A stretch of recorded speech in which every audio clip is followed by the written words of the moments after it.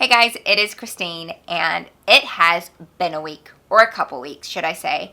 My husband went away on a work conference at the beginning of the month, and I feel like I have just not caught up since then. It's just bedlam in our house every day at the moment. Like, 3 little ones, we've been trapped inside for most of this month, I feel like, because it's just been raining, and when it hasn't been raining, it's been like gale force winds outside, which is typical spring weather, but we live in a small home, like a really small home, and so there's just nowhere to escape the noise. So yeah, it has been one of those weeks, and it's Thursday here. I'm really glad that it is almost the weekend, and that it's just a normal weekend. We don't have any plans, because that's what we need. I even text my husband today and was like, we need a date night. Let's do an at-home date night. We'll get takeout and watch a movie. We just need something to break up the bedlam. But that's not what this video is about. If you're new here, sorry, I just ranted. This is my real life. I try to keep it real on here, and that's the kind of mom you are, that you want to just hear the real life experiences of another mama, then you might like my channel. I post about everything motherhood related. We're just starting out homeschooling, so I'm posting some homeschooling content, but I share baby sleep tips, toddler tips, all sorts of things. Anything that I feel like will be helpful to you, I like to share it on here. So if you'd like to, I would love it if you'd subscribe, and otherwise stay tuned, because today we're going to be talking about tips for the first time mama using Babywise.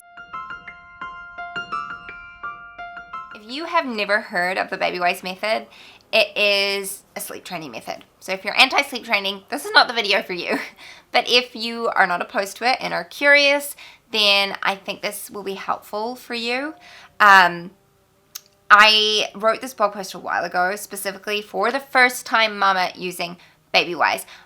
You could apply it to anyone who has never used Babywise, so it could be like your third kid, but you're trying Babywise for the first time. But I specifically had my heart geared towards the mama who is a first-time mom who has no clue what's going on, because I have been there. And babies don't come out with manuals, like they talk about your instinct and all that, but in reality, it's just really, really tricky at the start, and it takes a while for you to know what your baby wants and needs. And while these sleep training methods can be helpful, there are some things to keep in mind when you're using them. So that's what I want to talk about today. So let's just hop into it. Okay, so my first tip is to keep the book handy. I refer to the book so much, especially with my first child.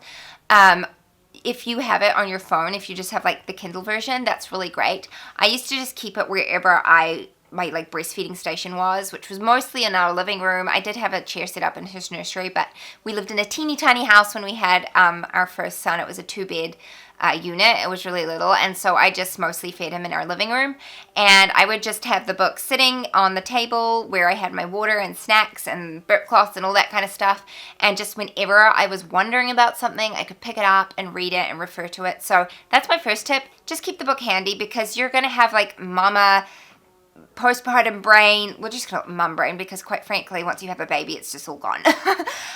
So your memory's going to be hazy. You're going to struggle to remember things. You're going to second guess yourself.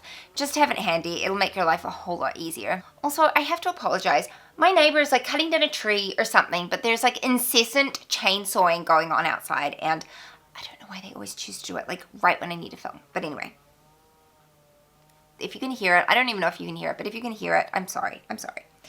Okay, number 2 is to relax for the first 2 weeks. Do not stress about the schedule. The first 2 weeks, I mean, like even the first month it can be, but the first 2 weeks especially are mainly for you to just bond with your baby and to recover from birth. Whether you have a C-section or a vaginal delivery, it doesn't matter. Your body went through a traumatic event. You brought a baby into the world. It's huge. You need to give yourself time to recover, okay? The second thing is, if you're breastfeeding, that is the time to establish your breastfeeding supply and your milk supply.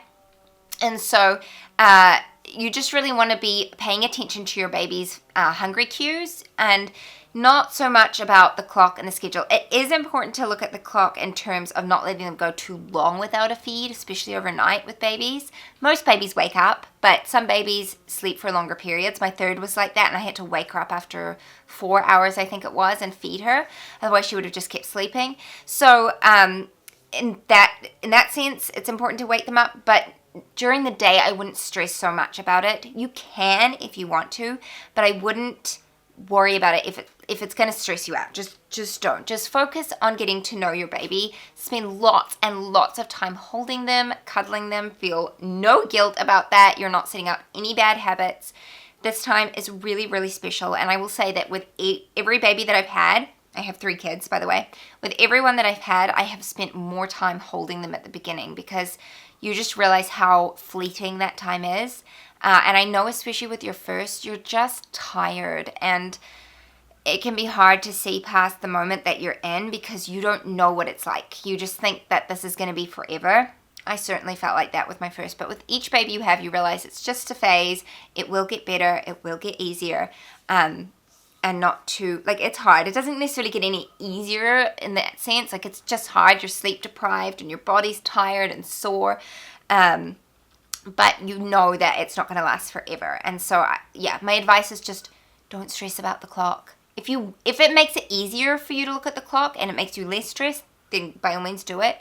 But mostly focus on your baby. Look at them. See if they are hungry or they're tired. Try and learn the difference between the two. There is a difference, and it doesn't necessarily come naturally. It can look very similar. So just take that time to get to know your baby and to give yourself grace and recover.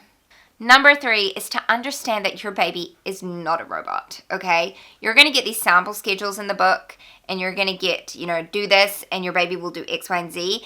And the reality is that is not always going to be the case. In fact, for a lot of babies, that is not the case, and that's because they're just not robots. There are things that will disrupt your baby's sleep. There are things that babies all have different personalities, so we can't expect them to all behave the exact same way. Some babies just naturally tend to sleep more easily than others.